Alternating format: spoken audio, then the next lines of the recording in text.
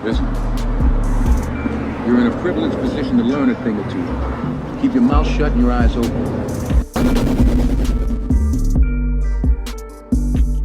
Bark all day, doggy.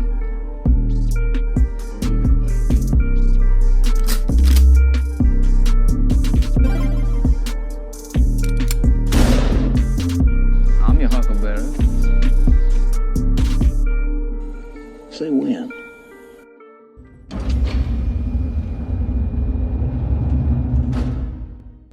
Well, welcome to the second episode of the Raft podcast, and sorry about the almost month-long hiatus. Yeah, that was my fault. Sorry, guys. Eesh.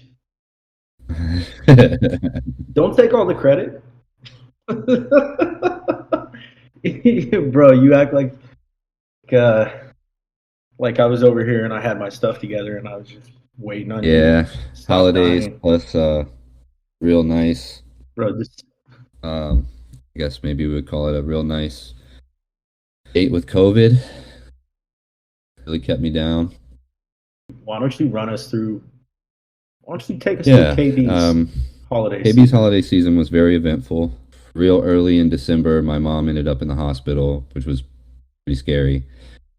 She's out now. She's doing good. She actually got out Christmas Eve, so Christmas miracle there. Then right after that, I conveniently came down with COVID, which wasn't even the worst part. I had an allergic reaction to COVID. I saw two different doctors. Both of them told me that I'm the only person they've ever seen that got hives from COVID. So I had hives, literally head to toe, the bottoms of my feet, my palms, like in between my fingers and toes. I had hives everywhere. And then one of the doctors gave me a shot of steroids and like some steroid packs, some good old fashioned Benadryl, all kinds of shit. And was doing good, went home, and then the hives went into my throat and it felt like I had like a baseball lodged in my throat. I couldn't swallow, I couldn't breathe. I started freaking out. My wife actually works at the ER at the hospital. So she was like, "Yeah, we should probably go to the ER." So for the first time in my adult life, I took a trip to the ER because I couldn't breathe from having hives that swole my throat shut. Yeah, that's how. Yeah, I rang in the new year, quarantined in my office, covered in hives, just absolutely dying. So that was really, I guess, the gist of KB's holidays. It was just as you so eloquently put it plenty times before this. It was a soup sandwich. It was rough, bro. It was like one thing after another. My daughter got sick. She had a double ear infection in the midst of all this. She's 2 years old, so that wasn't fun. It was rough, bro. No, and it's you can't. It sucks when the kids get sick like that because there's only so much you can do. Their verbal skills, what they're able to verbalize to you and what you're able to help them understand is Yeah. just still so limited. So as a dad, it's such a helpless feeling because really all you can do is give them a bath, give them a little bit of Mm, medicine, which they usually don't want to take, and then you do yep. your best to just wrap them in a blanket and hold them, and let them know that it's not going to last forever. But yeah, I'm sorry, dude. So we recorded that first episode and we were like super excited about it, and we started lining up all these guests. So there's we've got probably 2 months worth of guests, and not every episode is going to have a guest speaker on it. For those of you guys listening at home, we're kind of deciding to do the route where we've got like a gaming episode, and then we'll have another episode that may be like more towards entertainment in general, and then we'll have a guest on that may have nothing to do with gaming, but just an interesting guest. So just mix things up and keep things interesting. So we were busy and we got all these guests lined up. And then the following week comes around. I'm sick. My chick's sick. My kids are sick. And I'm thinking that I'm going to hit you up and you're going to be like, oh, that sucks. Well, we'll try again next week. And then you're like, you hit me up first, I think, and you were like, "Yeah, dude, my daughter's got a double ear infection." Like, apparently, we're both sick. The two families on different coasts, and then we had my grandma come stay with us. And then on our end, it's too much. I don't want to take up too much time, but it just seemed like I was telling my family that I'm going to refer to this as the Murphy's Law 2022 Christmas, because it seemed like anything that could go wrong this Christmas went wrong. On Christmas Eve last year, we had a dog pass away. And then Christmas Day comes around, my family comes in, and we've got all the commotion in our condo. And it's the first time that we've hosted the whole Christmas for the family, because usually my family up north, they usually have everyone come, right? So this was the first time that we were hosting it here in San Diego, and it was just a mess. It was just kind of a mess of the Christmas. But we get to the point where we start opening presents, and we look down at our little French bulldog. He just Yeah. he looks like he just had a stroke, and dude, it was nuts because we lost the dog last year on Christmas Eve, and then this year on Christmas, it's like, well, great, we got to take another dog to the vet. I mean, he ended up, um, with time, he ended up being okay. And then my grandma was supposed to fly out 29th, and Oh, yeah. she was on Yeah. Southwest. And I don't know if you heard, but Southwest, the entire airlines, just like as a company, just imploded. So then we had to figure out how to get her out of here. And we ended up having to take her up to LA. And then her flight got canceled out of LA and rescheduled. So then she ended up in a hotel room in LA. I mean, my grandma's like 78. You know what I mean? So she had good spirits, but everything that could have gone wrong this Christmas went wrong. It's just soup sandwiches Yeah, I like that is a one. good way to put it. We're back, baby. But we're back. We're back. So hopefully we hopefully we can build up steam this time and keep some consistency. God knows everyone in the alliance was ready for us to Yeah. stop having Yeah, acts of Grim God and hit our Too Extreme, houses. man. The two, they don't let us live it down. They were like, "Hey, we better get a Thanksgiving episode," and I was like, trust me, we're working on it, guys." They're like, "Hey, we better get a Christmas episode," and I was like, about Yeah. that. I'm dying right now." Yeah. Yeah. We'll get right with you as soon as we stop dying and having our houses fall down. It was kind of like that old Shakespeare Romeo and Juliet, homeboys yelling at him. Yep. A plague on both your houses, because that's how it felt. It was hard to complain though, because like we had stuff that was not going right, but then every time I checked in with you, it was like I'm having to rush back to the ER. It was like, okay, I'm going through some stuff right now, but KB might actually be dying, so it's not so bad. I Yeah. should probably not Yeah, man. complain. Pretty scary stuff going, not being able to breathe when you want to. I don't have asthma or anything, so I that's not a sensation that I'm familiar with. And when it came around, I was like, "Oh, this is." I I genuinely felt like I was like, man, I was like staying up all night because I didn't want to fall asleep. I'm like, what if I fall asleep and I die? I don't wake up. And I was like, shit. So yeah, it was an eventful holiday season, but we're back, like you said, rocking and rolling.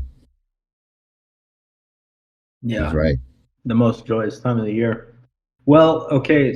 So on a positive note, for those of our fans that are here for the MCOC talk, Marvel Contest of Champions, the game that we play, Marvel mobile game, we're gonna get into that. We're gonna get into that because there's a lot to talk about. But we did, this is an end of the year type podcast. I know we're, about a week late on that. We're kicking off a new year, and we do have some other things that we wanted to just touch on really quick. What was the best movie that you ended the year with? There was a lot of interesting movies I watched in 2022. One of them that I had high hopes from the trailer, and then I heard bad reviews, and then I actually watched it, and I was like, yeah, it's not so bad. The Northman with the Skarsgård, and have you seen that? Yeah, a funny story is I actually bought it because, I've got Norwegian family and stuff like that. And so like there's always that little Viking pride. But I also watched Vikings, Valhalla, and Last Kingdom. I finished that. And I've been watching that stuff for years. And to be honest, when I sat down to watch Northman, I just bought it on Vudu. I didn't rent it or anything like that. I just figured, it's a Viking movie and it's got Skarsgård in it. It's got to be good. I don't know, maybe I was tired. I couldn't get into it, but I also felt like the basic premise of the movie was almost the exact same sort of plot line in the beginning from Last Kingdom. It's like homeboys. I don't know. Maybe I'm tripping. Maybe I was tired, but I just felt like it Yeah. was something See, that I I just didn't watched. watch Last Kingdom, so maybe I had like I was a little naive going into it, but my homie Josh said the same thing because he's been trying to get me to watch Last Kingdom. We talked about Northman, and he pretty much said something similar. He kind of echoed what you said, that it was recycled, I guess. It seemed recycled. It was I Yeah, thought it was good. I thought it was a little creepy, but I mean I watched all, like the new Game of Thrones, the with the House of the Dragon. So him, like his mom trying to come on to him wasn't as shocking as it would have been if I wasn't a fan of Game of Thrones, where there's incest in every single episode, and they like the only show that makes it okay. Like I'm watching House of Dragon, and I was like, "Well, shit, Damon is that dude." I'm like, damn, he's going after his niece, and I hope he gets it. And I'm like thinking to myself, I'm like, this is bad, dude. Like, how does one man has had me over here rooting for an incestuous couple on TV? they can sure romanticize stuff as soon as you make it medieval, and imagine that same situation. Take the Game of Thrones and the dragons out of it, and they're just two people in a trailer park. All of a sudden, you're calling the cops. You Yep. know what I mean? It's like very, very not okay. Like, bro, you need to chill, Mr. Michelob. You need to go over there and wait for the cops to show up. Like, we're not good with any of this. I don't know about best movie, and it came out at the end of the year.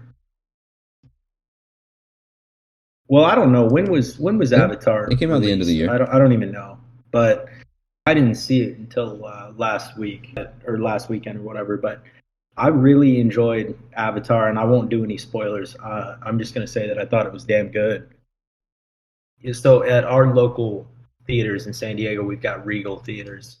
We've got the passes, so we get to go see any movie we want anytime, right? So my chick's shopping, she's getting her nails done, and I've got time to kill. So I decided to go see that Violent Night with Oh, David Harbour, right? David Harbour. Right, right. Hell yeah. Yeah. So I'm going to preface this. I'm not saying it was a great movie. I like haven't seen it I, yet, so I'm excited for your review. I'm not saying that it was a great movie. I grew up loving John Leguizamo. I love John Leguizamo in just about everything, and I do appreciate the older version of him that's kind of playing these more like kind of greasy scumbag roles. And he's one of the main bad guys on the movie. Again, I'm not saying it was good, but it was not bad. It was it. The thing is when you go to see a movie and it's campy and cheesy, and you've known me long enough to know that there's nothing more that I hate in cinema than campy and cheesy. It's like one of my biggest pet peeves. I can't stand it, even if they did it on purpose. But there is a caveat to that. It's when I feel like a movie or a show knows what it is and they're not trying too hard, but they had a clear, deliberate intent on making something campy and cheesy for the sake of making something campy and cheesy. It's like they almost get a pass from me, and that's what this movie was. It's like it knew what it was. They were making basically Santa meets Die Hard, and I mean, shit, man, it was entertaining. It was entertaining in a lot of like really fun ways. And I kept thinking when I saw the preview, because I am a big David Harbour fan, I have so much respect for him as an actor. He's such a great actor. Um, But I saw him in that role and immediately thought when I saw the trailer, like, how did they talk him into this? I mean, everyone in their career, I think, has got a couple of those roles that are just like, fuck it, pay me. Yeah. But I didn't.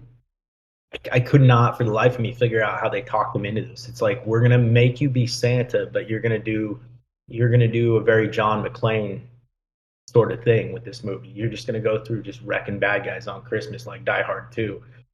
But it worked. For some reason, it just worked for me. It was, again, not great, not good. It's not something that I would say. There was brilliant acting. The storyline was awesome.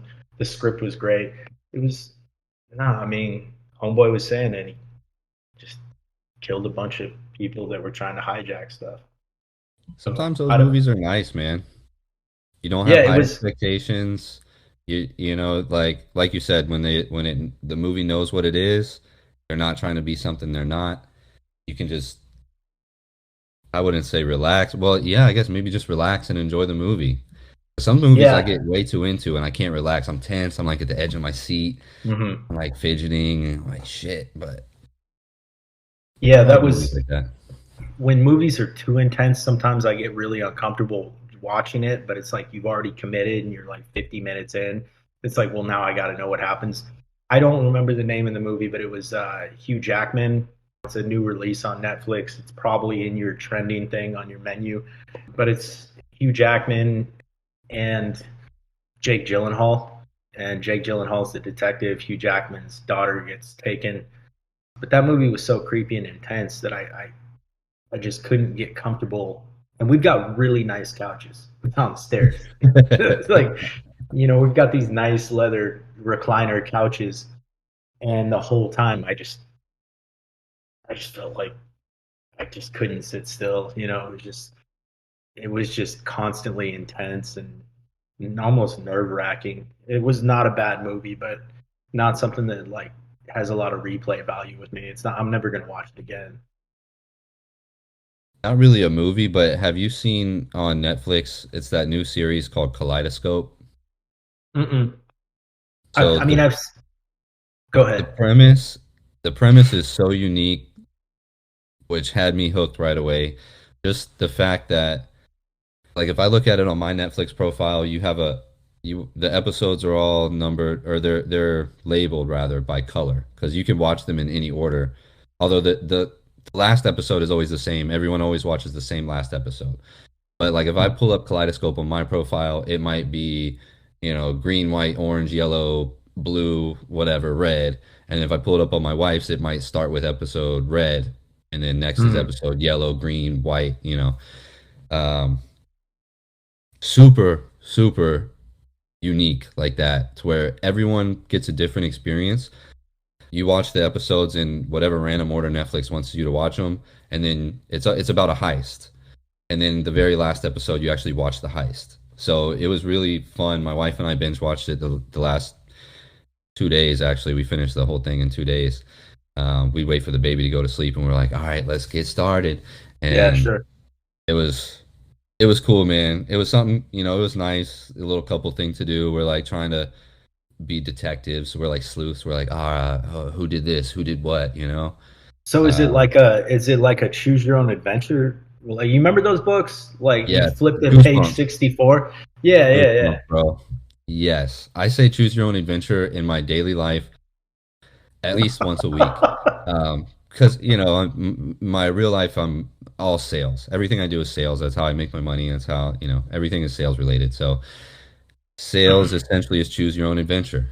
You talking to somebody, you got a prospect on the line, you ask a couple questions, you figure out a baseline, and then from there it's choose your own adventure, bro. I'm gonna ask questions and you're gonna respond in a way, and I am going to make you feel like you're in control of the conversation, but meanwhile, you're giving me all these little anecdotes to put in my pocket. So when it comes time to actually sell you, I have something I can fall back on.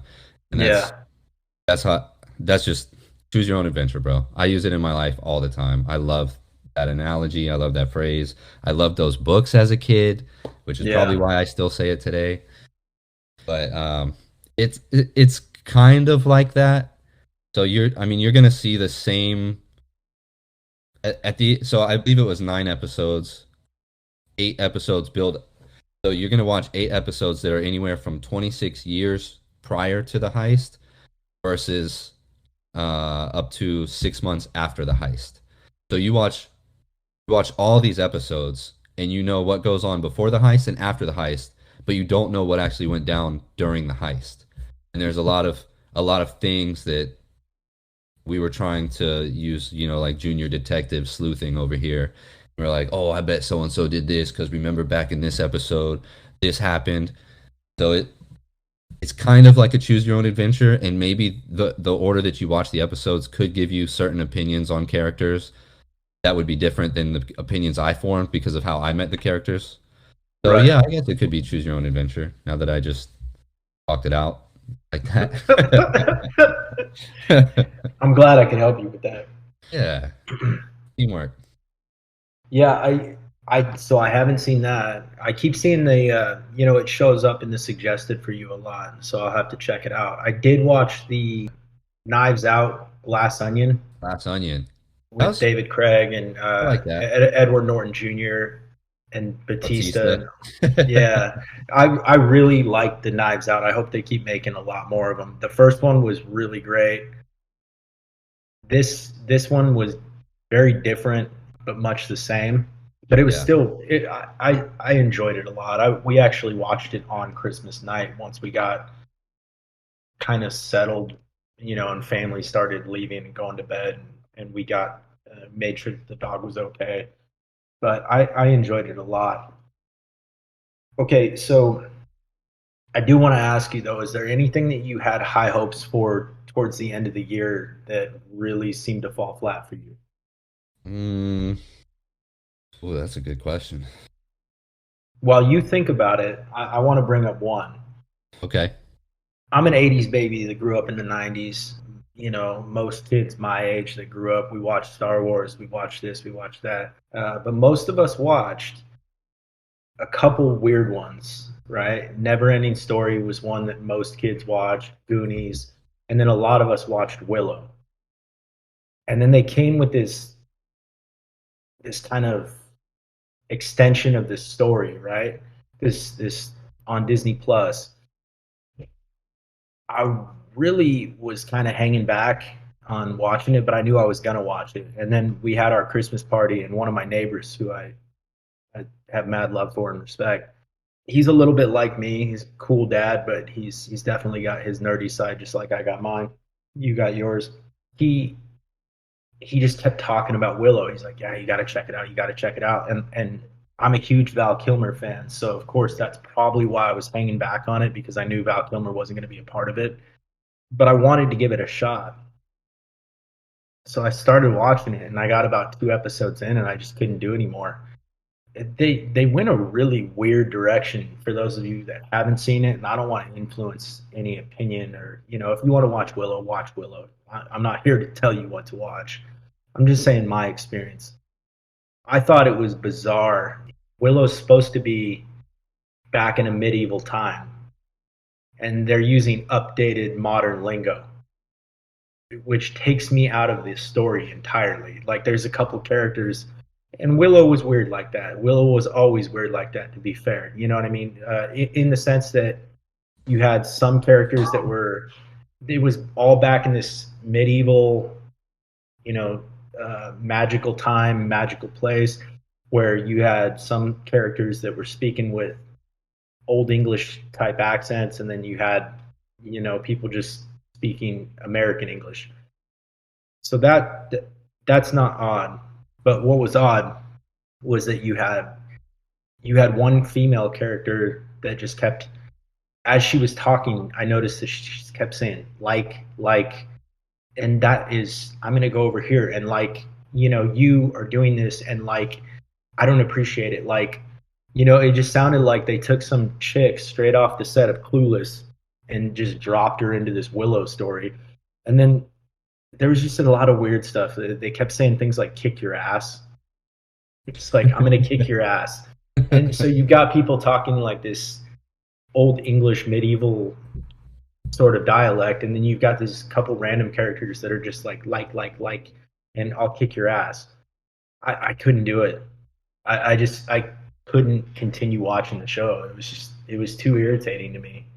So that was my experience. But So I had really high hopes, and I didn't think it was terrible just because I'm that much of a fanboy. But the Rings of Power, the Amazon Lord of the Rings show, I had really, really high hopes for that one. Huge fanboy. I read, even in like, I think I was in middle school, I read The Hobbit, and I read, the trilogy, the Lord of the Rings trilogy. I read the books as the movies were coming out. Used to go see the movies with my brother and my dad. It was like probably what got me into, and probably what got me into being a nerd. Harry Potter and Lord of the Rings. That Rings of Power, I had super high hopes. It had such a big budget. Fell a little flat. It wasn't like canon, and I hope they don't try to make it canon. I think it's just a fun little adventure set in that universe, and they're kind of just doing their own thing. So being immersed into that universe again was cool. It kind of made me feel like a little kid almost.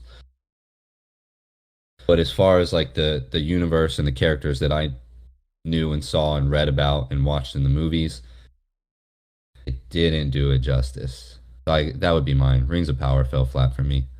gotcha. Yeah, I watched the Lord of the Rings movies. I went to the theater to go see, but I was never right. Like I was never somebody who'd read all the books or anything like that. So I was never all that invested in it. And I always thought Lord of the Rings was cool, but I just was never invested enough to have too much of a feeling about it. But I heard that a lot. It was pretty heavily scrutinized throughout the year. The Game of Thrones thing seemed to be well received, but Yeah, towards the House end of of the Dragon was year, great. that's what everyone was saying. And by everyone, I don't mean my 5 people I know around the water machine. I mean like the internet. You know what I mean? Like general consensus. That was But another yeah, one. I read those books. Admittedly, I stumbled upon Game of Thrones on HBO first, and then I was like, I couldn't wait in between seasons for the shows. 'Cause I think I found it. It was when my wife and I were just dating, and we found it like during the second season. So then, they'd take like a year or two off in between seasons, and I was like, bro, fuck that. I'm reading these books because I gotta know what goes on with these characters. right. And that was that House of Dragon was a good one. Interesting kind of premise there too, because nothing is set in stone, so they can kind of take a lot of liberty and not upset people who actually read about it. Because like when you read books and you're reading about these events, they're told as like passed down stories. It's not like actual historical accuracy. Like, oh yeah, so and so said that this may have happened during this year, and then here we are watching it on TV. So the writers they really have the freedom to do whatever they want, and I think they knocked it out the park. Like I said earlier, they turned me into I'm over here cheering for this dude to hook up with his niece, bro. And I'm like, I don't know how you do that, but like, man, that was a good show. Yeah, it's tricky whenever you've got a fan base, whether it's Game of Thrones or Walking Dead or Star Trek, Star Wars, Marvel, DC. It's tough when you have characters that have so much lore behind them. You don't have a lot of freedom, and I think that was why say for example with Moon Knight, they picked the villain that they did because there wasn't a lot out there for him, and so they got to play with that character more. And I think that was a pretty good move. Yeah, What they did with Werewolf by Night, um, they kept the story sort of vague enough as it was going through. It was one of those things where it wasn't super predictable. You didn't know exactly what was going to happen. I mean, obviously, you had a general idea of where the story was going, but it wasn't something that was so set in stone. You've got other projects that are coming down the line, like Secret Wars, you don't have as many curveballs that you can play with and you can throw in there because people are expecting a set linear sort of timeline where you're going straight from point A to point B, and you know that these things are supposed to happen along the way. Play with the dialogue, sure, but you know what the storyline's going to be basically. So it's nice when for the hardcore fans, I guess it must be a little refreshing to have these kind of stories that people can play with a little bit. Yeah, yeah, I'd agree. I like it. Give them some artistic freedom. Bring us something original, you know? Yeah, unless it's She-Hulk. Yeah, That's that was that artistic freedom that should have been. I'm not going to do it. I'm not going to go into a whole She-Hulk rant again for a second episode or third if you count the one that we were a guest on. Okay. Right. We started our first episode, and like we said to everyone, we had all these ideas and we had all these guests that were lined up. We just needed to iron out details and book them on specific times. But things fell apart in this last month, and then we're having a reboot. So instead of having our second episode as we probably would have had our first guest on, what we've done because of the hiatus is we wanted to basically reintroduce you guys to us and just hang out with you guys for a little bit before we start jumping back into what our game plan was. But I did have a friend reach out to me and say, look, man, I understand you guys are into this game that you play. I was 20 minutes into the podcast. I didn't even know what the hell you were talking about. I didn't know what game you were talking about. So that's why I put the emphasis in the Marvel Contest of Champions. It's a Marvel fighting game. I guess if you were going to summarize it pretty easily, I guess you could say a highly addictive Street Fighter, Mortal Kombat type fighting game with all the Marvel characters, 240 plus, maybe 250 characters to choose from.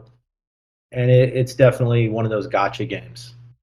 It's highly addictive. It's a bit like going to the casino. If you guys haven't played the game at home and you're a friend or family and you're checking this podcast out, maybe check the game out. But before this came out, I want to hear from you too. What was your experience? Were you a gamer before this? Were you into mobile games? Was that even a thing? What did you play? Like what was, because you're an 80s baby too, so what was the game that was popping when you were a kid that like made you really look at gaming in general? I've been a gamer my entire life, bro. I remember like as a kid, my dad would play. We had like the NES, and he played like this Terminator game, and he played Contra, which it was Mm-hmm. all like shooting and guns and stuff. And me and my brother and I weren't allowed to play, but my dad would still like when my mom wasn't around, he'd let us watch him play. And then we got into like Zelda was probably my biggest one. Swords, it's always been like medieval fantasy, Dungeons and Dragons type shit. I've been the biggest nerd for. Um, Legend of Zelda, all of them. I played all of them, and then got the 64. I got like Ocarina, Majora's Mask, always Zelda. That got me hooked on this game called EverQuest, bro, that consumed my entire life. It was like an MMORPG. So here I am in like sixth What's grade. and what's that mean, MMORPG? So it's massive multiplayer online role-playing game. Um, it was World of Warcraft before World of Warcraft was a thing, which I also was addicted to that too.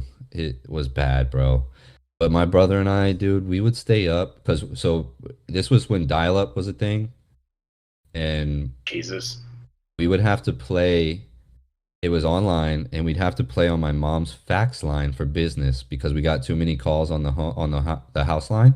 And it would We'd boot be you. hooked up to the fax line, bro. And the only time, because my parents were into like real estate, and I guess in the early '90s, faxing was a big thing. So during the day we couldn't really play because faxes would come in, it boots you offline. It takes like 20 minutes to get back online.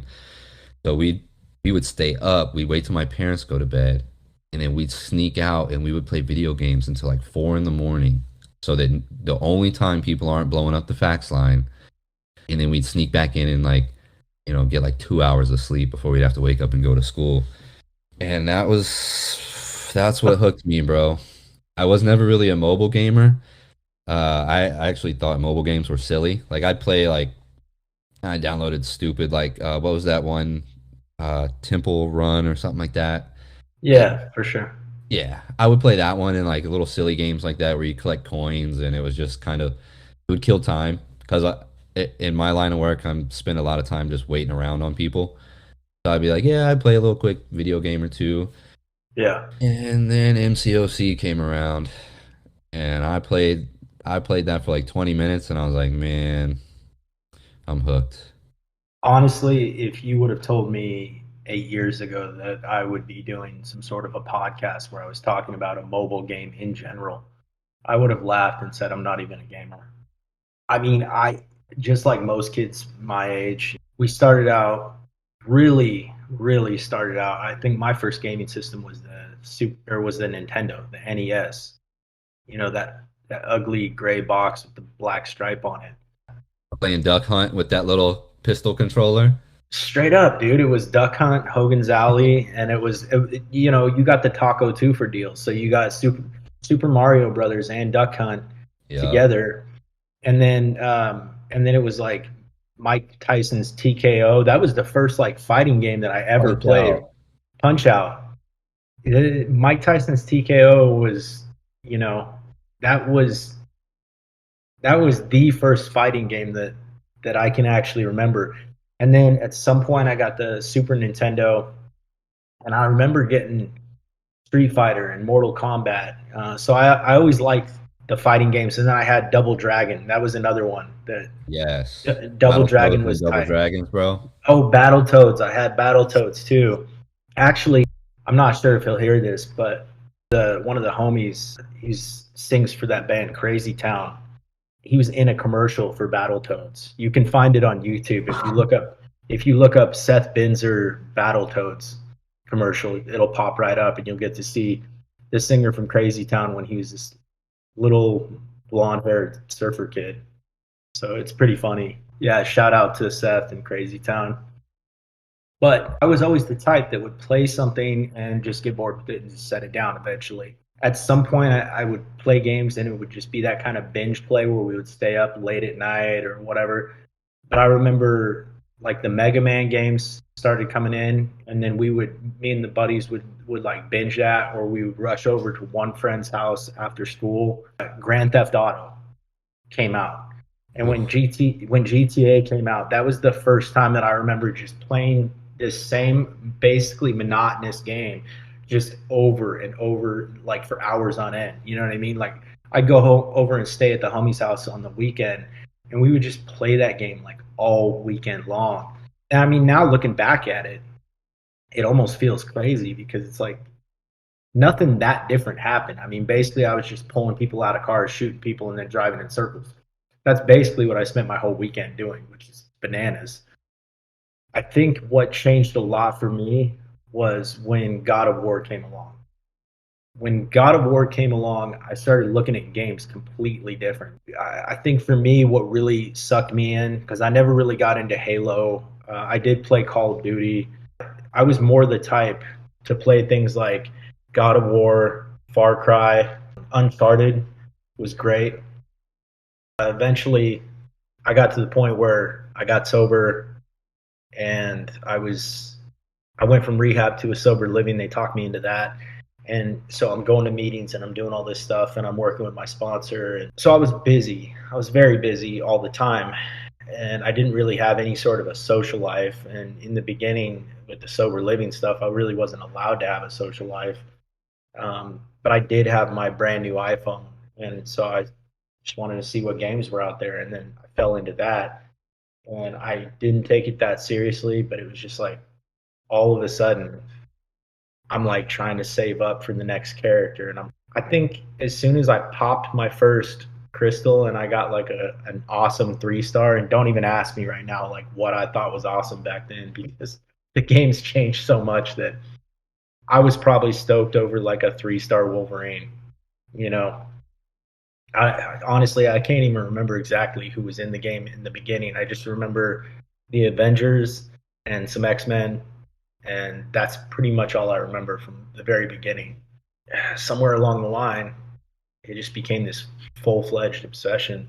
It got worse during quarantine because when we had to quarantine, I really had nothing else to do. I was waiting on a shoulder surgery from working construction, and so I was on disability. And shortly after that is when I found you, and I think we became friends on Instagram. And next thing I know, you're having me join this alliance where you're telling me it'll help progress my account. And then you've got people in there like Lex uh, and Grim and Detailed, Tonic and Foe and Cooper, everyone that basically helped coach me up. Apologies if I'm forgetting any of the main people that helped me in the beginning. All of a sudden, now you guys are having me run one of the alliances, and that's when things got real serious.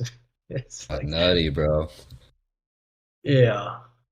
If you guys are if you guys are at home and you play this game and you're new to the whole alliance experience, appreciate your officers because you have no idea how much time they put in, especially if you guys are playing Alliance War or anything like that. You have no idea, especially some of the higher tier maps. If you were like me when I first joined and you hop in on a map and you don't understand the nodes, and there's an officer there that is likely having to explain to 100 people over the course of a year what all these nodes mean and who to place and where to put them. And it takes a lot of work, and it's a pretty thankless job. So just appreciate your officers. Yeah, I remember back in the early Fam Jam days when we first started doing war, and it was like me and Photon, dude. We would just, I think Bushy still does it. I kind of Oh backed off. yeah, Um, but we used to just brainstorm. We would sit there with spreadsheets. Oh, and Lex, of course, because she's the spreadsheet goddess. She has a spreadsheet for everything. We would have all the nodes, best defenders. We were doing like trial and error because it was before like war seasons were even a thing. So you kind of just played war, and that's yeah, just what it was. And man, I remember like when yeah, we put a lot of time, a lot of hours into organizational things. Pre all these quality of life improvements that they've done recently, like over the last couple of years. It used to be a shit show.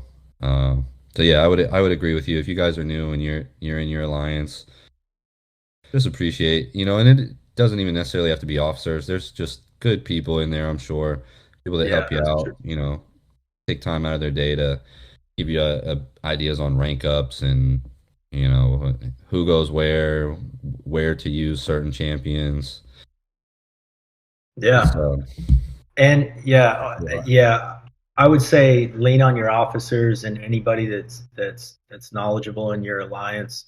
Anyone that's gonna take the time to try and help coach you into, because it is a really complex game. I don't. I'd have to look really quick, but offhand, I'm really not sure how many characters are in the game. But YouTube is also another one. I mean, I'd be super lost had I not had. I mean, in quarantine before I met you, and you were coaching me on a lot of my rank ups, I was relying on Seaton, on BG didn't really do the tier list, but BG was the main one. I remember helping me with my masteries. But Lags, Karate Mike, KT1, who else? BZ, Rich the Man, Off. I mean, and Vega. I also want to shout out to Vega. Vega's doing really nice work. I always appreciate when Vega gets the general consensus from his brain squad over in For Loki and puts those tier lists together. And then also shout out to JX and XN. I was trying to go back and look now to see if I could figure it out quickly, but I'm pretty sure it was Grim. And I'll have to fact check it after the show so I don't sit here the whole time scrolling through my phone. But Grim had posted our rankings as an alliance, like Fam Jam Main. In the region, like in the United States region, I think we're in like the top 15. Really? In terms of size, not necessarily war rankings or anything like that, but just total total prestige and power index and everything like that. We're close to 100 mil for a Fam Jam main as like an overall ranking. Which I mean, we got some dudes like Totico, and uh, we got an officer in there. His name is the pen is mightier. But every Yeah, time he yeah, yeah. types anything, I just see penis, and he did that on purpose. Yeah. It's funny as Yeah, shit. yeah. So Of course he good for you. did. Yo, and yeah, I got him in that. I got one of his accounts over in that retired alliance too, and he, yeah, dude, shout out to Penis. But he stays real active even in the retired alliance, and I'm pretty sure it's just like his alt that's over there. But That's it's his like, alt, bro. yeah, yeah, yeah. His kids, grandkids, kids alt. Yeah, but it's dude, you gotta appreciate somebody who puts in work on their alt account. You know what I mean? Cooper's always doing that too. Like I said the other day, my man's got like 4 alt accounts that he stays putting in work. And Yeah, that sometimes he I'm like, actually plays. he actually plays on like, and I mean active in like Alliance Quest, Alliance War, and he's taking the time to help reposition people on better nodes for defense placement.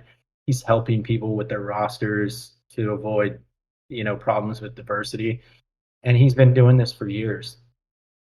He's been doing this for years. And so it's like, dude, I said the other day, I don't know how you and Lex have so many alt accounts. I've got 2 accounts, and it's overwhelming for me. And I'm in a retired alliance. I don't even. So I just looked it up. Fam Jam for the region and like the United States region, we are the ninth largest alliance by alliance rating, and in the region war rating, we're ranked number 18. And then if we Wow. go global, so we're ranked 498 global for war rating, and globally 113th for alliance rating. Yeah, that's wild. And bro, we started it in 2017, where you talked about earlier being stoked about pulling a 3-star. I had a 3-star Gwen pool that was tearing this game apart, and I was like, "Oh, this is easily the best character in the whole game." That Yeah. Gwen pool was just destroying everything, and that's when we started Fam Jam, bro. As I had like 3 stars, Yeah. and it's really cool to see 5 years later we're ranked number 9 in like the United States region, but in terms of size, and Yeah. then war rating we're 18th. It's crazy, bro. It's Just it's having a good group of people, good core group that has stuck together for so long, and then over the years we picked up like fantastic dudes like you and like Penis and these guys, bro. stay picking up Penis. Fucking fantastic, man. Thank you, LJ. Thank everybody else that's helped grow this thing. The little Fam Jam family, bro. It's pretty incredible. Yeah, there it is full of good people, and that was part of why I started. Well, I had the idea to start the retired alliance because I needed to go after this summer. I went on a trip with my chick, and we just put phones down, for the better part of 2 weeks, and I still was active enough, and I knew I needed to take a break and step away and kind of reevaluate and reassess, but I didn't want to just leave the alliance altogether. And we had lost some good people because they needed a break and they had nowhere to go. We had a step down alliance from Alpha, and that was still some required responsibility. There was still mandatory. It was still mandatory AQ, right? Yeah. And then AW was optional. Yep. But I wanted people to have a place where like it's like, if you want to play war, go for it. If you want to play AQ, go for it. But nobody's going to tell you what you need to do. And if we lose a match, it's fine. It's okay. Nobody cares. And so we ended up being able to pull good people back. That were just floating with no alliance. Like Doc or Joel, who's hands down the funniest. Joel is the funniest person that I've ever been in alliance with, but he might be one of the funniest people I've ever known. Dude, I'm friends with him on Facebook, and this it's all day long. Like I wish I just had him, honestly. As funny as he is in the alliance chats, it's like actually I'd say he's probably a little bit more tame on Facebook, actually, because he's probably Well, on yeah, family and shit, you yeah, know. he's probably got Auntie in Yeah, the. yeah. you, But it's can't, it's you can't just be dropping dick jokes all the time and talking about tranny Grandma hookers. saw it. Yeah, yeah, yeah. Just Yeah. And then we laxative got cookies with grandma.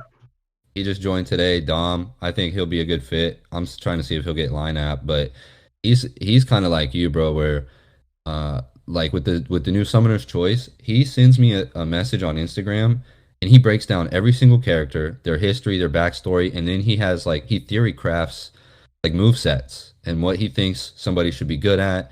And I'm Yeah, like, that's tight. I wrote him back the other day and I was like, bro, I don't know how, but we got to get this in front of Kabam because my guy he's got it going on. So I just need to get him to join line.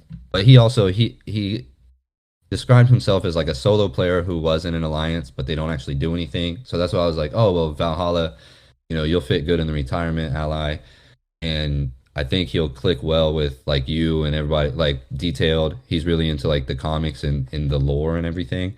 Yeah, And I think if we can get him chatting with the crew, he'll be a little. I don't want to say antisocial because I really don't know the dude like that, but I think he'll be a little bit maybe more of a team player per se, just just chatting because yeah, the shit that he writes me on Instagram, man. I told him I'm like you like other people need to read this because my guy yeah. is putting in work and it's just going like it's falling on me, which is essentially deaf ears because I'm not Kabam. I can't. I agree with him. I'm like, dude, that's fucking awesome. Yeah, I agree. Well, And that's exactly why the community loves JX so much, and that's exactly why so many of us also follow the Comics Explained guy on YouTube. He is awesome. yeah, You know what I mean? If you don't know about any character, you can just type in on YouTube Comics Explained and blank, fill in the blank, and he's probably got 4 videos on that stuff. But we need people like that. We need J axes to break stuff down for us because as much as we may geek out on comics or stories, I've got the big ass Marvel Encyclopedia new edition with an introduction by Stan Lee. This book is bigger than my MacBook, and it's great.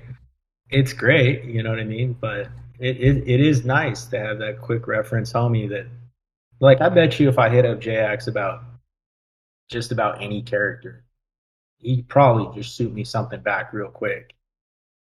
Some yeah, sort of explanation.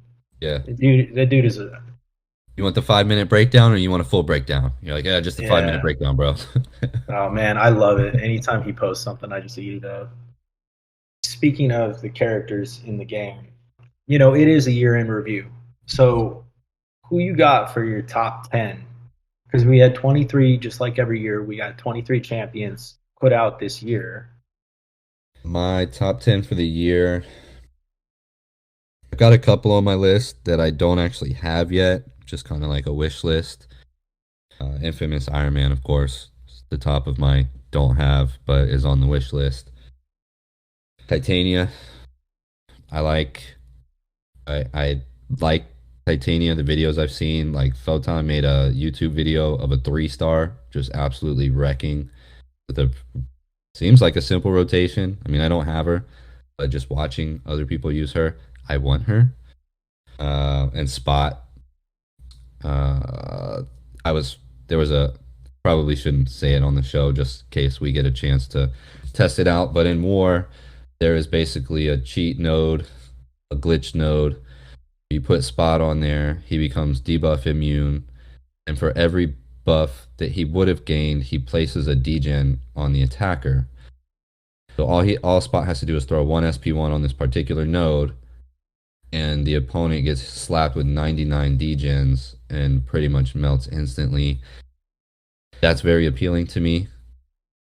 I'm excited to try it out. I only have a 5-star, but the rest of my list, neutralize is seems like kind of a big direction that the game is going. They tested it with like Tigra, but now we have Rentra and Wiccan, so they're both on the list. Um, I I didn't think I would say this, but I'm actually having Wiccan slightly edge out Rentra for me, just because I'm kind of the dedicated null boss killer, since it's unsteady ground. Wiccan Wiccan makes null his bitch, probably more than he makes Hulkling his bitch, because I've seen some dialogue where I throw a Wiccan in, like I'm fighting a Hulkling and BGs, and I throw a Wiccan in, and they have dialogue back and forth, and Yeah. Wiccan's like, "Don't think I'm gonna take it easy on you," and I was like, "That's right, that's fucking right." Which coincidentally, Hulkling is also on my top 10. He is a absolute stud, tears everything up. Um, Gallon pulled finally hit it big with a feature. Old Gallon had a Cosmic Gem waiting, used it on him, didn't even wait to see if I'd pull him again from the featured. Went straight to rank 4. Um, maybe maybe my favorite champion this year, Gallon. Yeah. And then I really like Scorpion, of course. Scorpion is a savage. Everybody likes Scorpion right now, so I don't feel like very original saying that, but people say it for a reason. I Yeah. like Gore as is. Even more excited. He's got the buff coming. I'm sure I'll like him even more. And then my girl Valkyrie. She was my latest rank 4. I just took her up to rank 4 for the last level up. In this new BG's meta, she slays everything because you don't actually hit them, you just hit into block. So Right, right. there's no power drain, there's no armor up. And when she hits into block, you get those 3 pierces, and it's, dude, give me 3 pierces. I'm gonna trigger that next little timed passive pierce, and I'm gonna throw an SP2 in your block, and you're dead, and there's nothing you can do about it. Right. Now, So that's do my you top have pick. Valkyrie, high Sig? I mean, what Not Sig is yet. she? 100. But she's still killing it. Yeah, yeah. Sig 100. I mean, I'm still not at that threshold to where I access the utility still at 3 Pierce or Bulwark buffs. Um, I think like it's either like 130. I'd have to check AMA, however you pronounce it. But I think 130 is the one where, since it's rounded up, 2 buffs, 2 buffs, access utility. Um, and then of course max sig, you only need 1 buff to unstoppable opponents act like they react like they're not, and then she's Yeah, stun right. immune. It's incredible, dude. So she will be my next Sig 200. Every single stone I've got, I put into her. Then from the banquet rewards, she was in one of my nexuses, so I picked her again just because I was like, I need these Sigs. Yeah. Prestige monster. Um, I'm trying really hard to beat 2 extreme in prestige. I'm sure once he listens to this episode, he'll spend all his stupid little stashed resources and he'll beat me. But for now, I'm winning.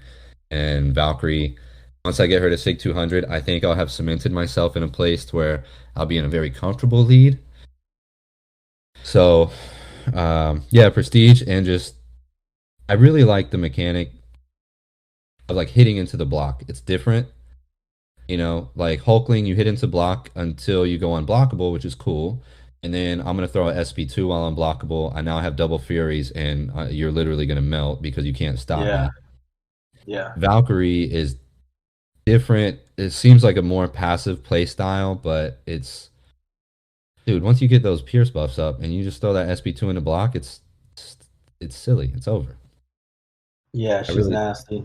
yeah, I really enjoy those, like that play style, those types of champs, like Massacre. He's another one. You just beat into their block. He lights on fire, throw an SP2 into their block. He throws that little throwing knife or whatever. You're done. Yeah. Well, even after he started getting more attention, he still is one of those people to me that seems incredibly underrated.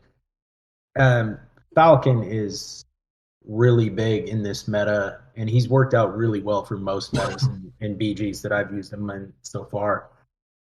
But he's getting a lot of attention right now. However, even though over the last year or so he's gotten more attention, I still feel like Falcon isn't talked about enough. I mean, right now he's being talked about a lot, but I think before this BG season, I still, if you're at home and you're thinking people talk about him all the time, it's like, yeah, that's what I'm saying. Is they should be talking about him more. Like the dude's just ridiculous. I use Falcon constantly, and I've got Awaken rank 3 on both accounts. But one account, what did I show you the other day? He's only a Sig 31, and he usually smashes just fine. My top 10 for this year: Hulkling, infamous Iron Man. Nobody melts Bishop in this game like he does. Scorpion, Rintra, Valkyrie, Gore, Quicksilver, Omega Sentinel, Cap, Sam Wilson, actually. Cap Sam Wilson is somebody that I felt like was pretty underrated. I don't think he's necessarily better than Falcon, but I think he's a lot more valuable than people give him credit for. Gallon is my last one. He's my favorite champ of the year, without a doubt. There's been some really, I mean, 2022 has been a great year for champions. 2021 was a great year for champions. But in 2021, we did have some flat out complete duds. We had what Psycho Man was in 2021, right? Last I year. believe so. Yeah. Right. Yeah. Dud. You had some Psycho Man. The closest thing that we have to a dud this year is Betsy, and I still don't think she's niche, but that doesn't mean she's useless. By definition, being niche means that you're not completely useless. He's not as valuable as you know really anyone else that's been dropped this year. But there's no bad champs. There's no bad champs in 2022, in my opinion. Yeah, Betsy does good against those like purifiers. Anybody who's purifying just has her stack prowess and then she hits hella hard. Right. But like you said, yeah, it's Yeah. kind of niche. Like, I mean, how many you got? Jabari, Kingpin, Porg, maybe. That's about Yeah. it. Jabari's another one that came out last year that I felt was really underrated. I'm not saying that Jabari's the top of the skill class, but he was a good character. Dude, I still don't have her. I would love to pull Jabari. I love the stun immunity. Yeah, she also has some mechanics where she'll even make, and I learned it the hard way. I learned it in a war fight in season, like six seasons ago, maybe. She had if you use so like if you use a say for instance Dex. If I Dex 5 times in a row, I believe the fifth one or the sixth one fails. So your mastery actually fails. So you would normally Dex. I had her like she had me in the corner, and I'm over here like Mayweather trying to fucking bob and weave, and then I just kept seeing evade failed or like a mass dexterity failed or something like that. And I had APOC and everything. I'm like, how does how does that happen? And I actually took the time and like read her toolkit, and I was like, oh shit. Like it's so Yeah.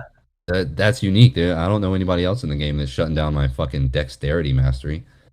Yeah. She was one of those people, and I'm pretty I think with our alliance, I tend to be one of those guys who roots for people that or big ups people in the alliance chat that with the exception of Gore, I'll call myself out on that one. I was really quick to shit on Gore, and it took a few people to try and talk some sense into me when we were starting to find out what Gore could do, and I still was being stubborn and adamant and continued to shit on Gore, and then I pulled him as a 6 star, but I do think that I'm one of those folks in the alliance that generally when somebody polls somebody and says, "Ugh, R.I.P." And then it's usually my annoying ass that hops in and says, "Well, actually, like I, actually, I really like that person, or actually, I think they're pretty great. Actually, you should be Yeah, stoked about that." I remember you did it with Spider-Man 2099. I was like, this fucking dud. And you were like, bro, I Yeah, think he's gonna be good. Now look at me, every single war. Spidey yeah. and Anti-Venom, bro. I just slay everything. Spider-Man 2099 was definitely one of the ones I called pretty early, but there was a couple. There was a couple last year too, and then there's a couple that I really talked up a lot that just didn't haven't really aged well. You already know I'm going to bring up Icarus. I still, dude, I still love Icarus, and I still think he's so fun to play. And honestly, and it sounds stupid, it's nothing too in depth, right? But just from like a fun standpoint, the way that that dude's the sound effects that go off with his specials, it just makes him so much more satisfying. He's just got this really cool sound that goes with it. I may have my game on mute, but if I'm using Icarus for anything, I always turn my sound back on because for whatever reason, it's just so satisfying to hear him just light people up like that. Most of the people, I mean, Howard the Duck, I mute it immediately. There's a lot of people in the game that I can't stand listening to the sound effects, but uh, Icarus, man, I always turn my volume back on. I saw somebody on Twitter, bro, that said the devs should make one of the Eternity of Pain fights Howard the Duck, and you can't mute the game. I was like, bro, that is a real Eternity of Pain. You're gonna make me fight that? Yeah, you're gonna make me fight that bastard, and I can't mute it, Ugh, and it's gonna it's be a so long five bad. minute fight. Ooh, Yeah, you like, hey, if you're at Kabam and you helped design him and you made that blah sound, I just want to say on behalf of the whole community, fuck you. Like fuck you for the last few years that we've had to listen to that. It's horrible. There's nothing fun or cool about it. It wasn't even funny the first time that I had to fight him and I had to hear it 20 times in one fight. Just fuck you. That's all. they got a Howard the Duck fight in the Abyss. It takes forever, and that would be another one. If they really wanted to be evil, they'd make you somehow the game would force your volume on. You know, there's no I, hiding from it. yeah, that's a good way to have your wife leave you. That's one thing I don't. I rarely ever play the game with the volume on, and like Magic Brownies. Every time, because he lives down in Sarasota now, so he's not far. But every time we hang out, he always has his volume up, and I never have mine on. And he asked me, he's like, "How can you play the game without your volume on?" I'm like, "What? What do you mean?" And he said Yeah, that like there's cues and like there ways to are. Yeah, time, like parries and stuff like that that yeah. you cue from the sound. Dude, I've had my sound on. I mean, I play this game a lot. Less than 5% of the total time I've ever played this game is my sound on. I don't remember when, but after a couple of years of playing it, all of a sudden I figured out that we could turn the background music off. That Yeah. constant loop, horrible background Yeah. music that we've been listening to for years. And I remember I was so happy when I could hear the audio cues, the sound effects from the fight, because they are there. And for me, they're extremely helpful. I mean, a lot of times when I'm doing arenas, what I'll do is I'll put an AirPod in and I'll have just the sound effects up at a light volume while we watch a movie. The audio cues are so helpful that a lot of times I can basically be playing out of my peripherals and Mm, I'll just be grinding arenas, just like kind of mindless grind. But because I can hear, this person is about to light this off or this person's about to do this, um, I don't have to hardcore focus on it. And so I'm actually able to stack points in arenas better because I don't want to sit there and play arenas. I hate grinding arenas. I only do it when I really feel like I have to. I did it for Banquet just so I could get units, Yeah. and I don't, you know, It's not actually. I'll do it now when I see like there'll be like I don't know if it's the solo or the alliance event, but one of them now is giving out like a shitload of those uncollected gold crystals. So I'll do that because you can never have. I'm always out of gold. You know, Yeah. I just took Valkyrie to rank 4. I went from 5 million to like 2.5 million gold in 3 minutes. So Yeah, I took Gallon to rank 4, and it was the same thing. I mean, my son is a conqueror that just became uncollected, right? And he spent his Christmas money on going kind of big and whaling out. For he's 11, right? So whaling out's different for him, but he put money into his account for the banquet event, all that, and he went from 1 6 star in December to I think 15, that's and crazy. he ended up with now mind you, again, he literally just went uncollected like a few days after Christmas, but as a brand new uncollected player, he's got Hercules, Nimrod, Kitty, he's got Diablo, he's got Hyperion, and he's got Hercules Awakened already as a 6 star. Somebody who just literally just became uncollected. But he's also got 2 to 3 gems. And he's got all these catalysts. He's got rank 4 materials as a brand new uncollected player. It blows my mind. Banquet, And bro. and yeah, and little homie's sitting on like 6 million gold. His big problem right now is like he could do all these rank ups, and he could have 3 6 stars at rank 3 as a brand new uncollected player if he just had the ISO. He doesn't have the Mm. ISO, so it's like, I mean, he needs ISO so bad that he's probably gonna have some 6 star rank up materials that are in the overflow expire. And that shit's wild to me. Like, you know what I would have done for his roster? And then he's got 5 stars that I mean, I don't want to say shouldn't have them, but it's like, homie, you got a 5 star Gallon. You just became uncollected. You don't even know what that means for your account. Oh yeah, you also pulled Black Widow Clairvoyant as a 6 star. His 6 star roster is disgusting. He pulled Cersei too. It's Yeah. insane. I remember like every single time you'd post something in the chat during the banquet, your son was killing it. Crushing it, bro. I'm gonna have that. Yo, I'm gonna have little homie buy me a lotto ticket. This shit's bananas. I can't. I can't. Like, I'm so blown away by his polls that I've completely forgotten what I've pulled in December.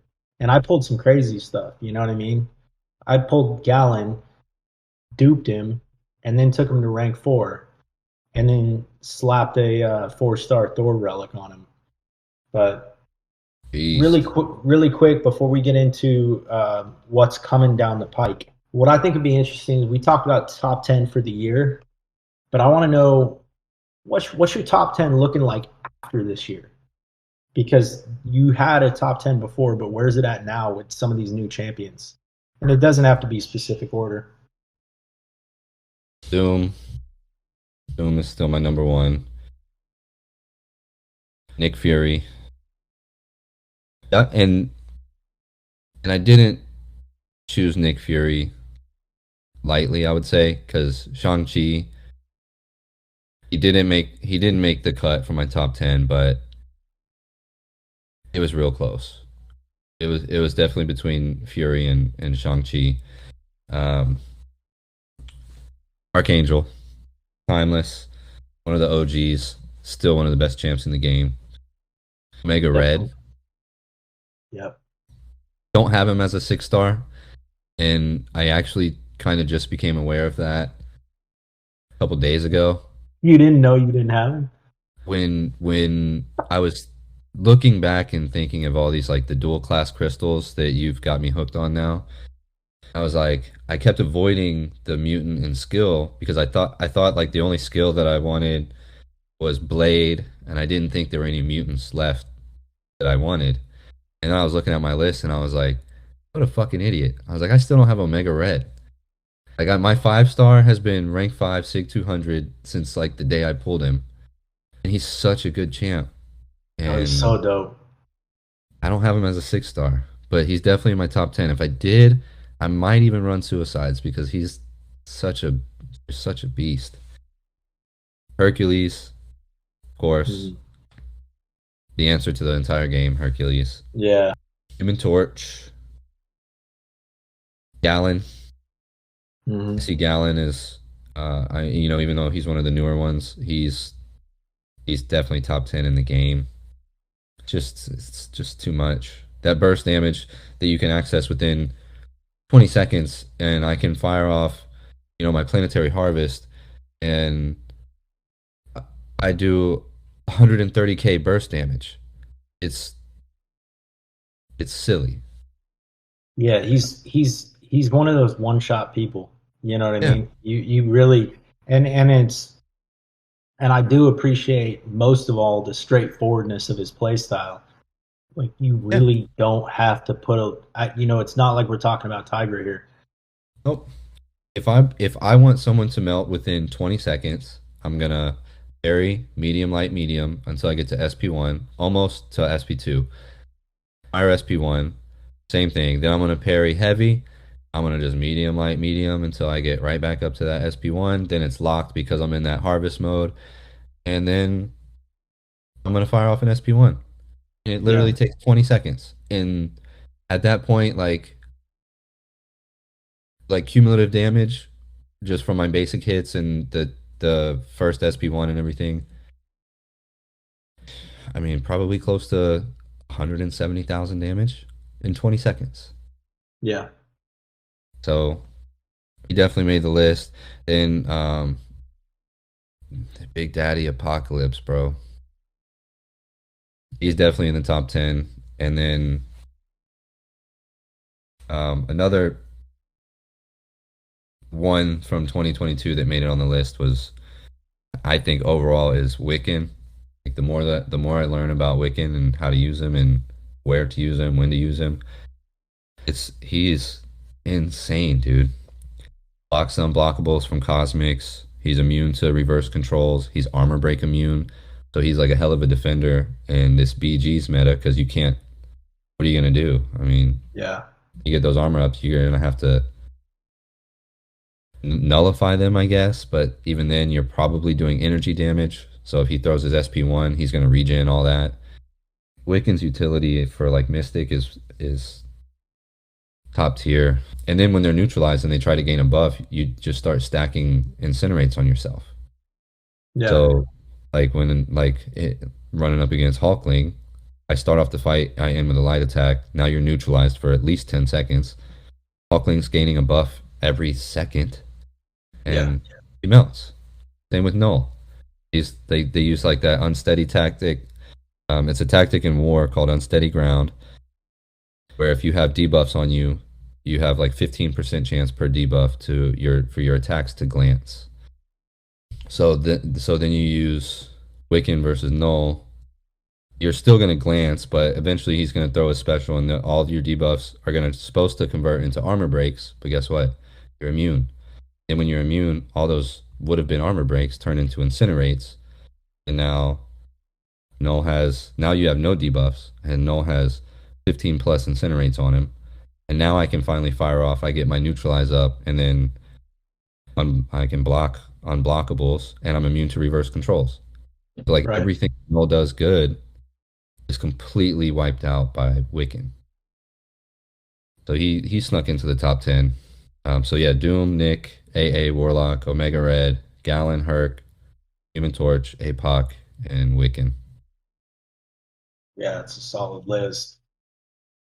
Hercules is still the best champion in the game. There's no denying it. There's no argument. It's just almost a pointless conversation. Now, so when I go through my top 10, by the way, there are some people that I don't have that I've not even really played yet. I don't really have much experience with Wiccan. I don't have any experience with Spot. I don't. Wong is another one that I don't have any experience. So if you guys are listening at home and you're wondering how I came up with this is not a rated thing. It's just, I'm just talking about my favorite people that I use on a regular basis. Herc, Dune, Archangel, Omega Red. I'm loving Juggernaut. My man is a monster as he should be. OG Falcon, Gallon. I use him for everything because I've got on both accounts now. I've got 6-star and 5-star Gallon. Kingpin, Nimrod, Infamous Iron Man. I don't think the Infamous Iron Man was necessarily one of the best champs dropped this year. Just one of my favorites.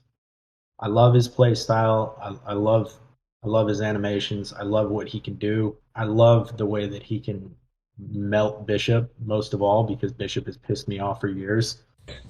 And I like I don't want to always have to use Hercules for everything. You know what I mean? Sometimes I got Archangel tied up in something else. I want to be able to have somebody that can just rip through somebody like that. Honorable mentions. Oh, and I did kind of go straight over Nimrod, but Nimrod's just a monster. In my opinion, he's easily the best tech in the game, without question. Honorable mentions. These are people that I still use all the time, but they're not necessarily my top 10 right now. APOC, Shang-Chi, Scorpion, Hulkling, Hype, and Null. I use them all the time. They're just not necessarily my favorite champs to use on a regular basis. So I still put like battlegrounds. I still drop Hulkling constantly for defense. Scorpion I use for questing or whatever. Out of that whole list though, I would say like Null's probably one of the ones that I don't personally use as much. I often just throw him on defense. Null for me is I know he's good. I've just have never gotten in the habit of actually using him offensively. So he's almost like in that category of like a mole man or a Sasquatch. These are people that I don't really use all the time, but I use them constantly on defense. We are running out of time probably though. Let's talk Summoner's Choice really quick. Everybody knows who's on the list already. I don't think we need to run through that. But who are you voting for Summoner's Choice? I was sold on Gladiator because you were so hyped on him. And I was like, in Gladiator, realistically, is probably going to win. But like I said, my boy Dom, he sent me a write up. And that's what I was like, man, somebody at Kabam needs to see this because he sent me a write up. I lost you on Gladiator. Yeah, I mean, I was definitely sold because you had hyped him up so much, and then I started looking into him more, and I was like, yeah, Gladiator's that deal, and he's probably gonna win, so I'll be cool with it. I'm trying to find where he wrote me this whole book about this like theory crafting that he did. I feel like you're gonna say Deathlock. No, I think it was White Tiger. Oh, White Tiger. Yeah, and he had this whole write up, and like the way he described it, I even told him I was like, bro, I even told him literally I was like I was sold on Guardian because of LJ, or Gladiator, because of LJ, and you just changed my mind, sir. I'm pretty sure it was White Tiger. I'm trying to go back and find where he wrote it, but we message back and forth so much it kind of gets lost in the sauce. The main thing that I'm hearing constantly, and for whoever was on our alliance that said it when we were talking, I'm not picking on you passive aggressively trying to shit on you. It's just a constant thing that I'm seeing all over the internet, all over YouTube. We have enough OP cosmic characters. Today I was listening to a stream with Legacy, and Lags put it best. It's the best response I've heard was it shouldn't be our job as a community. It should not be our job to balance the classes. There's too many OP cosmics. Well, in the comics, there's a lot of OP cosmics. That's just how it is. Yeah. You've got a lot of street level, hand to hand type people in the comics, and none of them are going to compare fist to fist, power to power with somebody like Hyperion or Gladiator or Cosmic Ghost Rider. That's just how it is. Yeah, it And makes sense. so as far as this game goes, I agree with Lex. Like it's not our responsibility to balance the classes out. Kabam needs to do that. And so I'm not going to sacrifice my vote on who I think would be rad in this game based on, I guess, just principle. Like I know, like you said, dropping Gladiator opens the door for Vulcan, and maybe they drop them together, which would be There's no fucking way, dope. bro. That There's would be no so way. dope. There's no way. For those of you guys at home, Vulcan is the third Summers brother. He's the youngest of Havoc and Cyclops, and he was an Omega level mutant who ended up. I'm giving you the short form version. Omega level mutant who ends up in space and ends up basically as the self-declared emperor of the Shi'ar Empire that Gladiator swears to protect. But Vulcan also just rips through people, and he's got a very Darth Vader attitude of like, my way or the highway, and when it's the highway, you're just dead. Like I'm just gonna fucking kill you. Like there's no conversation much about it. It's just like, yeah, you don't like that? Okay, well, you don't exist, so enjoy not liking that as a bits of dust. But Vulcan is just ridiculously OP. I hope, for the love of Marvel Contest of Champions, I really hope Spidey Punk doesn't win. I love Yeah, Spider-Man, and I'm a fan. Probably had more Spider-Man comics as a kid than anything, but we have enough. yeah. Not enough. Yo, hey, I'm just gonna be frank. It's not even just that we have enough, because that's true. That alone is a valid argument. And I'm sorry if I offend the 5 people that are probably going to vote for Spider Punk, whatever. Yo, growing up reading Spider-Man, being a huge fan of Spider-Man, and also being a kid who went to actual punk shows, I just want to say he's the wackest fucking version of Spider-Man they've ever come out with that I've ever seen. I felt like Marvel was trying to pander to the other crowd, like kind of the counterculture. I don't even know what to say. I grew up getting black eyes and bloody lips from actual punk shows, and he was just the wackest goddamn pandering that I ever saw come from Marvel. And there's been some whack stuff, but Spider Punk just, I felt the same way about Night Thrasher. Like they were really just trying to pander to that younger crowd. Like, hey, here's Batman with a skateboard. Yeah, My man is just whack as fuck, dude. Just stop trying to be cool and hip. Just make goddamn superheroes that have regular, or just stop trying to make them hip and cool with just whack ass characters. It's just corny. It's super cheesy. So yeah, fuck Spider Man, punk, Spider Punk, dude. Fuck all that, dude. And it would be very kabam. Like somehow it would just, he'd end up being in the game. I feel like regardless, they're gonna bring him into the game. while while I was scrolling, it wasn't White Tiger. It was Morrow. Oh, And he, Marrow. yeah, Marrow. Yeah. It's almost like he's talking directly to you. He's like, I know most people are going to choose Gladiator, but they don't see Marrow's potential. Marrow has 2 hearts, a healing factor, and bones that are used for offense and defense. Picture this: Nick Fury life mechanic, but rather her health falls to 30% like Nick Fury. We got to take her all the way to 0 a second time. Real catches: she's awakened the longer she remains at 100% in the second life. She regains lost life because of her healing factor. And he just goes through this whole breakdown. Crazy bleeds and ruptures. This would stay true to her mutation and utilize these mechanics. And this dude is a beast, bro. And I was like, man, after you just sent me that small novel, I think I'm Yeah. sold. That was kind of like the little spiel I went on with Gladiator. Okay, so if you guys don't know Gladiator, like if you know of him, but the way Gladiator works is he's dummy overpowered, but it's still connected to his confidence basically. I think that's the best way I could put it. Is like his power is confidence based. So if he believes himself to be unhittable, he'll be unhittable. If he believes he's stronger or more powerful, he'll be stronger, faster, more powerful than somebody. But if a character gets him to question his own abilities, he starts to lose them. So I just think it would be I think it would be a really fun mechanic if you had a character that was super OP and he could almost like a ramp up or almost like feats of strength like Hercules.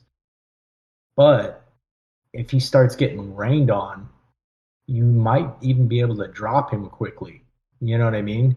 So it might be one of those characters.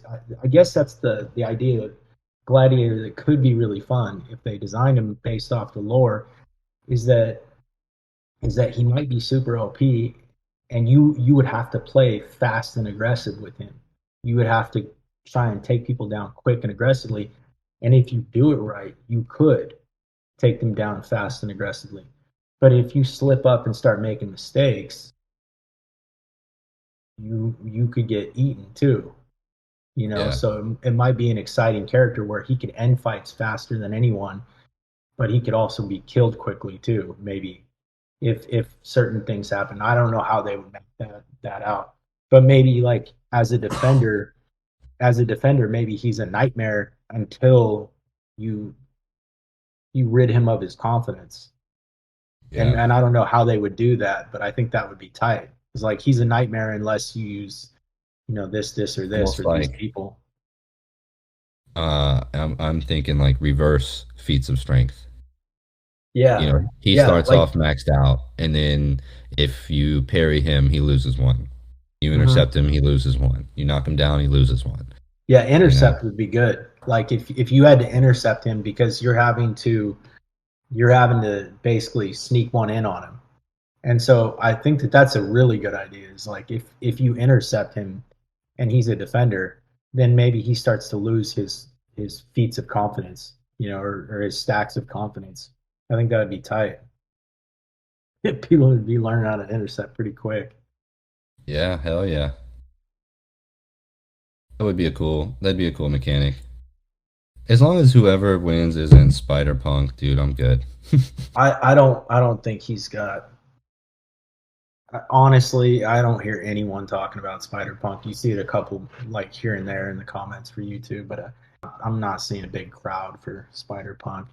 I mean, fuck us if he wins, but but I'm not. He's not one of the candidates I'm really worried about. When I'm rooting for Gladiator, I'm more worried about Deathlock. Honestly, I think his biggest contenders are going to be like, because you're right, Mara would be tight, Echo would be cool, but and even Sunfire. Sunfire is a dope ass character, but I'm not thinking that many people are really gonna. I think mainly his main contention is going to be with Deathlock and Bullseye. People have been That's wanting Bullseye so bad. I wasn't super familiar with Sunfire, but I saw a bunch of people online.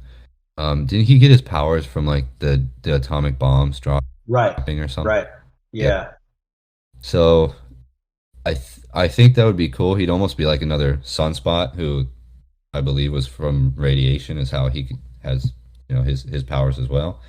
But it wasn't received. At least what I was reading, a lot of people were complaining that he would even be a choice just because of um, how he became who he is, and people were hating on him. So I don't know. Bullseye, I think probably Bullseye and Gladiator would be like the finalists because they've had Bullseye running so long now. Like they're just looking for a reason to put him in the game. yeah. Well, I think that Bullseye's a fun option. It's not anyone that I would me personally. It's not somebody that's going to be so OP that like. But I don't know. I mean, whoever wins the Summoner's Choice is then end up being some ridiculous OP thing. I do think that they probably learned their lesson with Quicksilver though. There's champs in this game that require a lot of skill And I'm not saying that Quicksilver is the most complicated champ in the game, but he's not straightforward. I No, mean, a lot of people don't like him. And I yeah, see like people like when people on Instagram are like, oh, he's overrated, this, that, and the third. Second highest prestige, um, which alone is valuable just to me, 'cause I'm petty and vain like that. And the easiest access to wither in the game. Like all you got to do is yeah, deck and you stack withers. yeah. Ridiculous. That alone is crazy.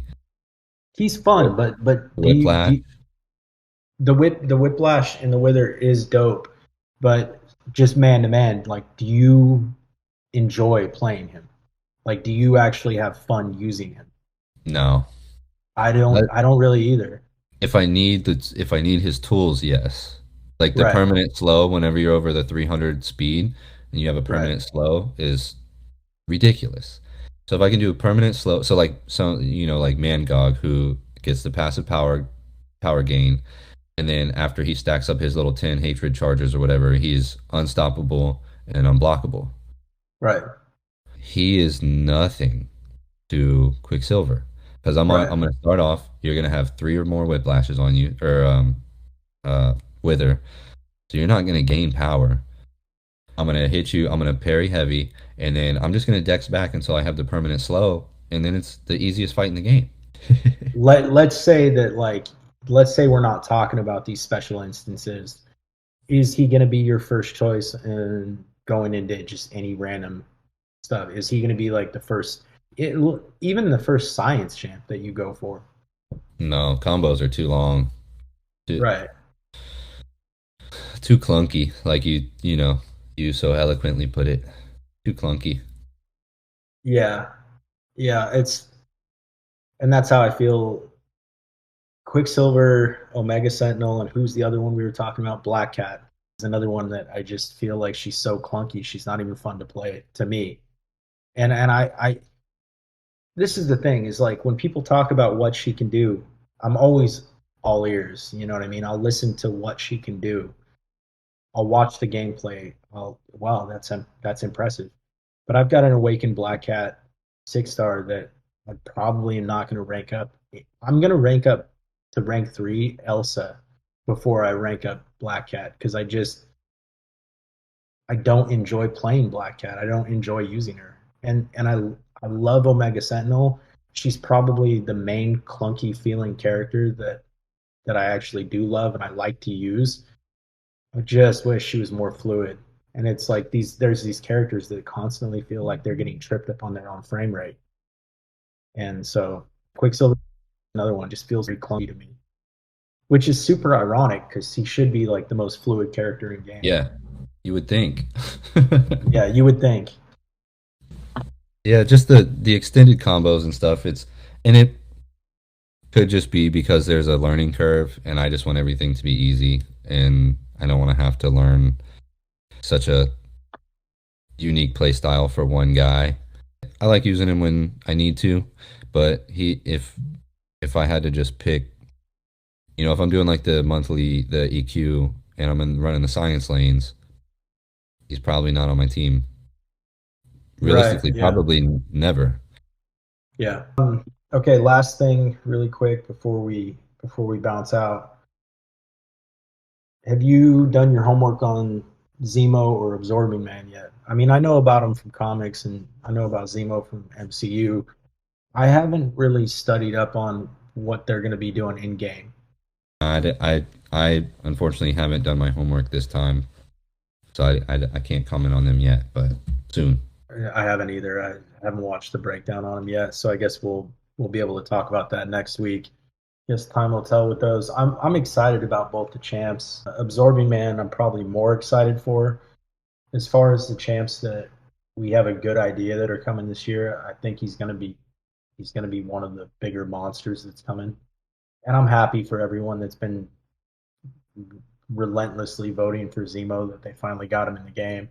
Yeah, Because right. there's probably a lot of people that have been wanting him for a really, really long time and voted for him in every summoner's choice that he came around. Wasn't he in the wild card this last Yeah. time? Yep. And he lost. Yep. Well, that gives us hope for some of the other characters. Yeah, I was gonna say same. I'm sure if Bullseye loses this one, they'll just drop him as a champ because I feel like Bullseye's been in the Summoner's Choice every year so far. Yeah. Well, here's another thing too that I think is exciting about Zemo, and we're probably gonna have to wrap up here, but here's the exciting thing to me about Zemo. The most exciting thing about Zemo. Zemo was in a Summoner's Choice. He lost. He was in the wild card, unless we're remembering wrong, and he lost. And he got added to the game. Yep. Beta Ray Bill was not in the wild card, and he was not in this Summoner's Choice. So I bet any amount of money that we're getting Beta Ray Bill this year. Good point. And that's my big prediction for 2023. I would put any amount of money that we're getting Beta Ray Bill this year. That's a good point. He's too big of a name to just be left out. It's Exon is the one who loves Beta Ray, right? Yeah. Yeah. He'll be happy. Yeah. Because I think you're right. I didn't think of that, but seeing him not in the lineup, he's got to be coming. He well, they did that bullshit move where they put him up against Quicksilver in the semifinals, and now it's almost like it makes more sense. It's like maybe they already knew that they were going to be working on him. Yeah. And so they were just trying to make us happy by letting us try and vote for him, but they put him up against Quicksilver knowing that he'd lose and that they could just let it go. Yeah. And then when they bring up the wild card, they're not going to bring him into the wild card. Why would they do that? It's Beta Ray Bill. We're not talking about some random character. We're not talking about Agatha and nobody knew who I was before WandaVision Harkness. You know what I mean? Like, we're talking about Beta fucking Ray Bill. I mean, people have been asking for him since this game started. Yep. There's no way we're not getting Beta Ray this year. I think you're right. I didn't think of that. I didn't think of it that way prior to you saying that. They're just not even acknowledging that he wasn't in any of the votes that came after that either. Like, no mention of it, and that they're not. I mean, there's got to be a reason for that. Yep. Kabam can be negligent, but not not that bad. So I think that this is one of those situations where they're saying something without saying something. Yep. I think you're spot on, bro. Good catch. Well, with that, that's going to be our podcast tonight. And thank you guys for tuning in. And we'll have some guests soon. Oh, we should probably mention that before we actually sign off. So we thought it'd be super interesting to have a handful of guests. We did each reach out to Nick Koss because we noticed that nobody has interviewed Nick Koss, and he makes so much content for the community and everybody loves him. And we just thought that it was an obvious choice. As we got to talk to Nick Koss through social media, what we found out is that Nick Koss is Russian speaking, and we don't speak Russian. So a little slight dilemma. Yeah. And he typed back to both of us and said the same thing, essentially, is that I would love to do this. I would love to try something new.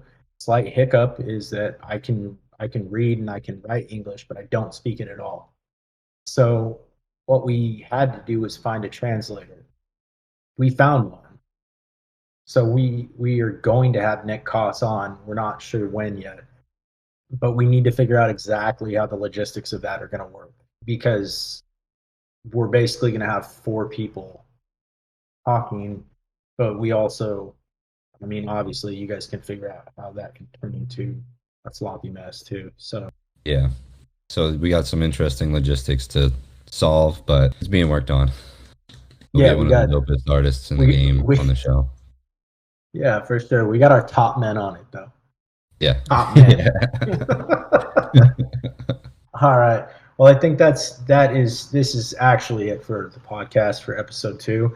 Thank you guys so much for sticking with us and listening along, and look forward to guests coming up soon in 2023 on the Raft podcast. I'm Yep. LJ. Yeah. Fun year. Yeah, and I'm KB. There it is See you guys. there. See ya.